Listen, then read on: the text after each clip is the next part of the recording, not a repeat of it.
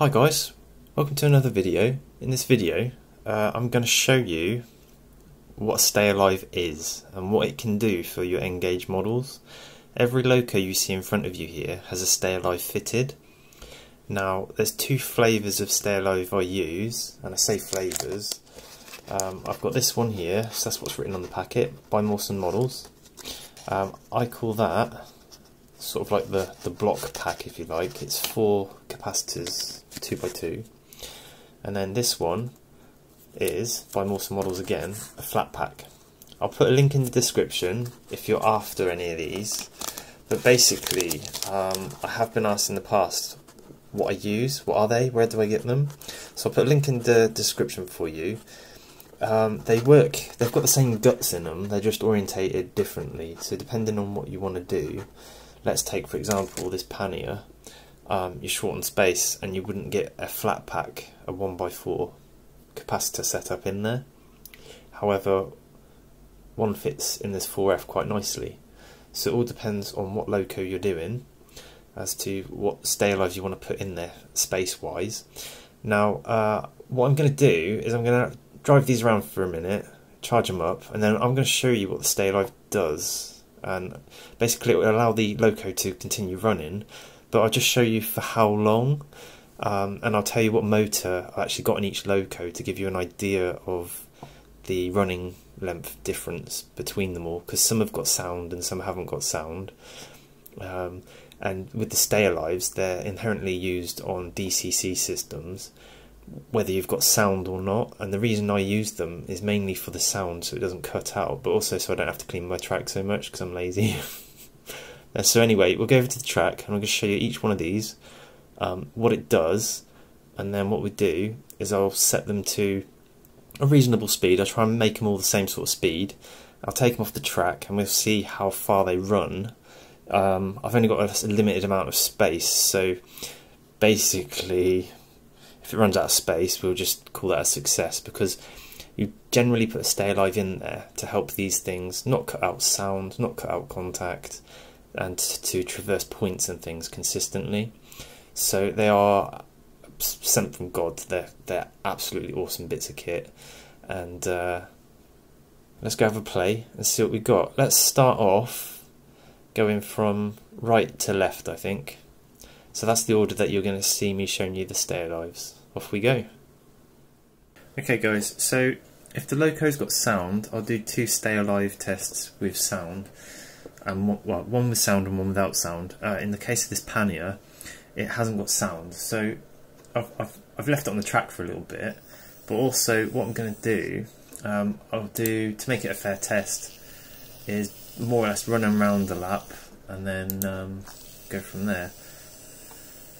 Because generally speaking, you're going to want to crawl somewhat over a point. So in this case, the pannier, that's what Stay Alive does. It keeps the loco going. So there you go. That's what that one's done. That is the block type Stay Alive, if you like. Now it's a good idea to cut power on the track before you go and put a loco back on it. So this is essentially the 2x2 capacitor pack. I'll put the power back on.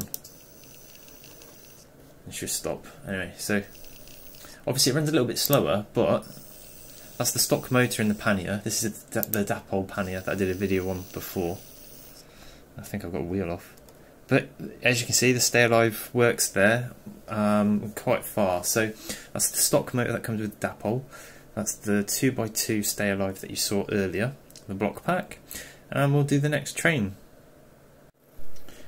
Okay, so next up, what we've got is the class 4F. Now I'm going to show you this without sound first, so it's a fairer comparison. So I think it's fair to say this is a rough speed of the pannier, and we'll lift it off and put it on next to, oops, my tender's just come off.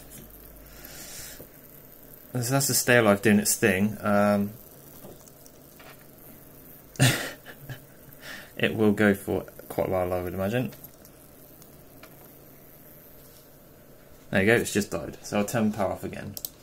Now what we'll do is we'll come back in a minute. I'll do exactly the same thing but with sound going. Now the reason I'm doing the comparison between sound and no sound is because the sound uses more power, so it should run a shorter distance. And also this is the 1x4 pack, so this is the flat pack that I put in the tender.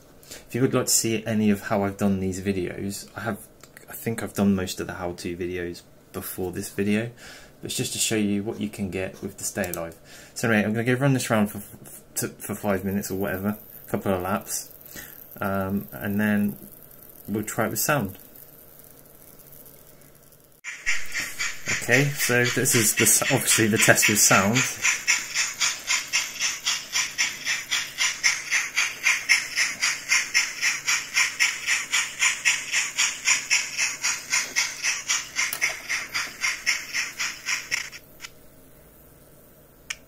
And there you go. So a little bit less. So that shows you how much power the sound system consumes versus not. And in fact, actual fact, it doesn't need to go back on the track. We'll go to the Class 4 will be next. So just bear in mind that 4F that I just showed you, that has actually got a cordless motor in it. It's an 8x16 cordless motor. If you want any more info on the motors and things, you're probably best referring to the other videos I did on the locos, because you'll see what I did to fit the bits.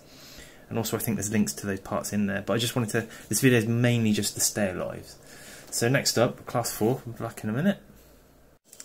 Okay, so next up is my Class 4.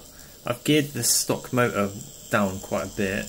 This has got the 2x2 Stay Alive in it. So 3, 2, 1, cut the power. There's no power, no power, no power. This loco's been a bit finicky with me. I'm going to put power back on and you'll see what happens. There you go, off she goes again. So I've had to leave this one on the track because I've done something stupid with the wiring, although that does show the Stay Alive for you. Okay, so here's the Class 25 without sound.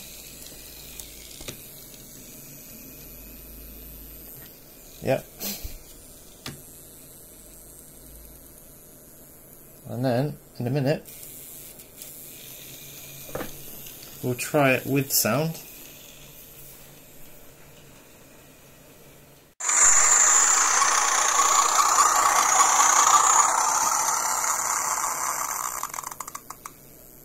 And there you go. So it doesn't go as far, but it's more than far enough, and plus my volume's actually quite loud on this one. It goes far enough for points. Okay guys, so next up is the Class 40. So this is without sound at the moment. This is the stock motor. My shell's coming off. There you go. Not very far, but it's enough. So just turn the power off on that one. Now we'll try it with sound. What I'm doing here between runs is I'm letting each train go around the track twice, and then I'm taking it off. So it gives you a fair representation, and that's going at a moderate speed. Then I'm bringing it down to a crawl and taking it off the track. So send her on a merry way.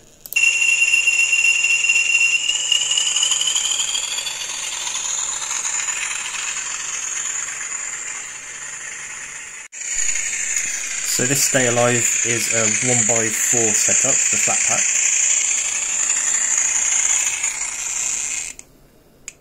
There you go, not very far, but again it's enough, and that's the stock motor in this. This is the split type Chinese chassis. 1x4 Stay Alive with sound, so that was enough to get over a dodgy point or a dodgy bit of track. So guys, this is the Class 37, this is the pull type chassis. It's got an 8x16 cordless motor in it, and this is no sound at the minute, and it's got the 2x2 Stay Alive in it.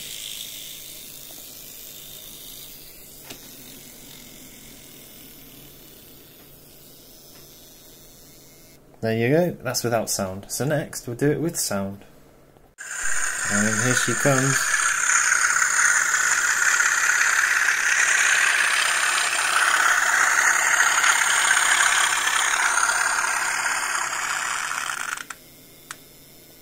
You'll notice as well the sound normally cuts out before the motor does. Okay, I thought I'd be noting in the video of the dimensions of these things.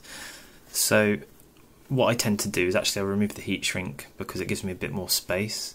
But here's that square pack, the wires coming out on this end, as you can see, it is basically square, but I'll just, with heat shrink on, that's 8.34 mil.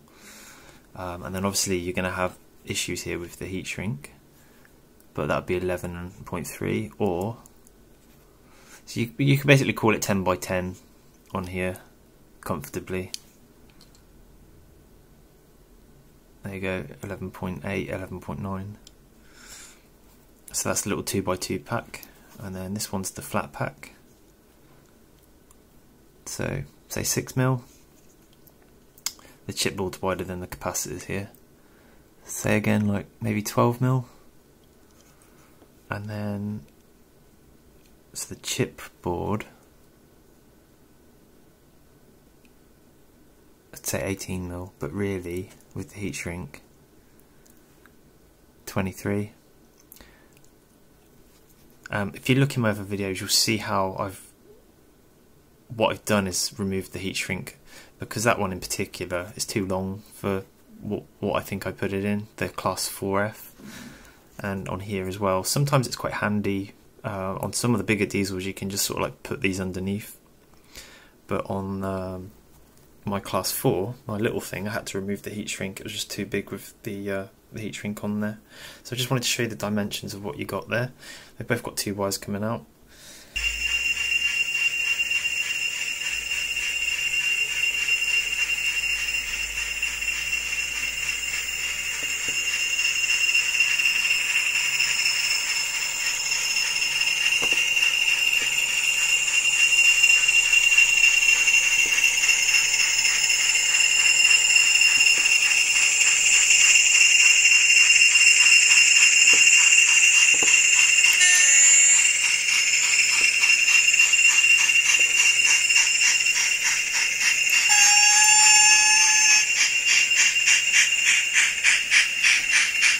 Well, that's it, guys. Thank you very much for watching, and I'll see you in the next video. I'll probably just give you a little spiel on other stuff in the future, but I just wanted you to see what these Stay Alives are like. They're brilliant. You get varying results per loco, and that's just how it is. So I'll see you in the next video. Don't know what it's going to be, but hopefully you enjoyed it. See you next time.